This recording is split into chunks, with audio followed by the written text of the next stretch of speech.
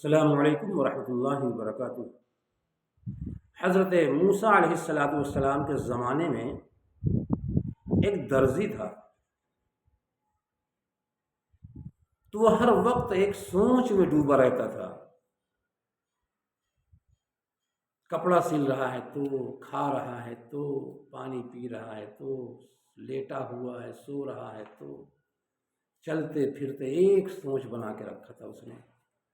مجھے اللہ مل جائے تو میں اس کی خوب خدمت کروں۔ ان پڑھ تھا، پڑھا لکھا نہیں تھا، تو جتنا اس کے پاس علم تھا، جتنا عقل تھی، جتنی عقل تھی اس کے مطابق وہ اس کی سوچ تھی، بس وہ سوچتا رہتا تھا، کپڑا سلتا رہتا تھا، سوچتا رہتا تھا اللہ تعالیٰ مجھے مل جائے تو میں اس کی خوب خدمت کروں، اس کے پیر دباؤں، اس کے ہاتھ دباؤں، اس کے سر میں تیل لگاؤں، چمپی کروں، سر کھجلاؤں، اس کو نہلاؤں، نیا صابن دکان سے خرید کر کے لے آؤں اور پورا صابن رگڑ رگڑ کے اس کے بدن پہ ختم کر دوں اور میں خود بغیر صابن کے نہاؤں۔ اللہ کے جسم میں پورا صابن لگا ڈالوں، سب ختم کر دوں، اور جب میں نہاؤں تو بغیر صابن کے نہاؤں۔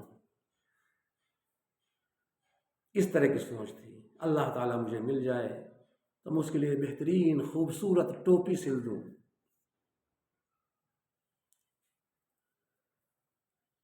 اور اس کو سلا دوں،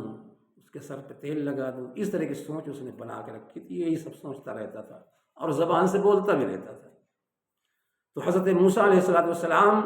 ایک روز اس راستے سے گزرے اور جب سنا تو آپ نے بہت ڈانٹا اس کو کہ یہ کیا بک رہا ہے،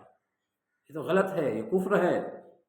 اللہ ان ساری چیزوں سے پاک ہے، نہ نہاتا ہے، نہ دھوتا ہے، نہ کھاتا ہے، نہ پیتا ہے، نہ سوتا ہے، نہ تیل لگاتا ہے، نہ اس کو صابن کی ضرورت ہے، کسی چیز کی ضرورت نہیں، نہ اس کو ٹوپی کی ضرورت ہے، ہر عیب سے پاک ہے، وہ بے نیاز ہے، کیا بک رہے ہو، یہ کفر ہے۔ آج کے بعد ایسا مت بولنا اور نہ ایسا سوچنا، اللہ ایک ہے، واحد ہے، اس کا کوئی وجود نہیں ہے، وہ ہر عیب سے پاک ہے۔ تو پڑھا لکھا نہیں تھا، وہ ڈر گیا، سہم گیا، اچھا ایسا ہے تو غلط ہو رہا تھا، وہ ڈر گیا اور اتنا ڈرا کہ سہم گیا، کھانا پینا چھوڑ دیا، اس نے بولنا چالنا چھوڑ دیا، لوگوں سے کھانا پینا چھوڑ دیا، رات کی نیند حرام ہو گئی اس کی کہ میں کیا کر رہا تھا، اپنے پیارے رب کے لیے کیا کر رہا تھا، سب کچھ چھوڑ دیا، بیمار ہو گیا، وہ سوچ سوچ کر کے وہ بیمار ہو گیا۔ ایک روز حضرت موسیٰ علیہ السلام کوہ طور پر گئے اللہ سے ہم کلام کرنے،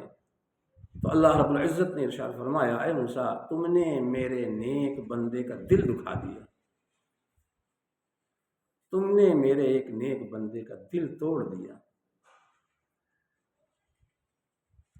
تو حضرت موسیٰ علیہ السلام نے کہا، اے اللہ وہ تو کفر بک رہا تھا، تو میں نے اس کو سمجھایا تھا۔ بولے تم نے سمجھایا تھا لیکن اس نے کھانا پینا سب چھوڑ دیا، اس کو نیند تک نہیں آتی، بیمار ہے، میرے عشق میں، میری محبت میں تمہارے دل، تمہاری آواز، تمہاری باتوں کا ایسا اثر ہوا اس کے دل پر کہ وہ بیمار ہو گیا، کھانا پینا سب چھوڑ دیا۔ جاؤ اس کو سمجھاؤ اور معافی مانگو کہ بھائی جو تم کر رہے تھے ویسے ہی کرتے رہو، اللہ تم سے راضی ہے، اللہ تم سے خوش ہے، اور ہمیں معاف کر دو، ہم نے جو تمہیں منع کیا ہمیں معاف کر دو، جو تم کر رہے تھے ویسے ہی کرتے رہو، اللہ تم سے خوش ہے، اللہ تم سے راضی ہے۔ تو ایسے بھی لوگ ہوتے ہیں دنیا میں، کم علم والے، حالانکہ اس بات کو لے کر کے کوئی عمل نہ کرے کہ ہاں ہم پڑھیں گے نہیں، تعلیم نہیں حاصل کریں گے، صرف ایسے ہی باتیں کریں گے تو اللہ راضی ہو جائے گا، یہ ایک بات ہے، ایک واقعہ ہے جو کسی ایک کے ساتھ ہو گیا، ہر کسی کے ساتھ نہیں ہوگا۔ اللہ تعالیٰ قیامت کے دن سب سے پہلے 3 سوال کرے گا اور فرماتا ہے میں اپنی جگہ سے بندے کو ہلنے تک نہیں دوں گا جب تک میرے 3 سوال کے جواب نہیں دے دے گا۔ تم نے علم دین کتنا سیکھا، کتنا سکھایا، پہلا سوال۔ دوسرا سوال کہاں سے کمایا، کہاں خرچ کیا؟ تیسرا سوال تم نے اپنی جوانی کہاں گزاری؟ بچپن کے بارے میں نہیں پوچھے گا، بڑھاپے کے بارے میں نہیں پوچھے گا، سب سے پہلے جوانی کے بارے میں پوچھے گا، تم نے اپنی جوانی کہاں گزاری؟ اور سب سے پہلے علم کے بارے میں پوچھے گا۔ کوئی اس گھمنڈ میں، اس گمان میں نہ رہے کہ ہم علم نہیں سیکھیں گے تو کام چل جائے گا، ہم علم نہیں سیکھیں گے تو کام چل جائے گا، ایسا نہیں ہے۔ علم دین سیکھنا ہر مسلمان مرد عورت پر فرض ہے۔ یہ تو ایک واقعہ ہم نے سنایا ہے بس، کہ کسی وجہ سے اللہ تعالیٰ پتہ نہیں کون سی ادا پسند آ جائے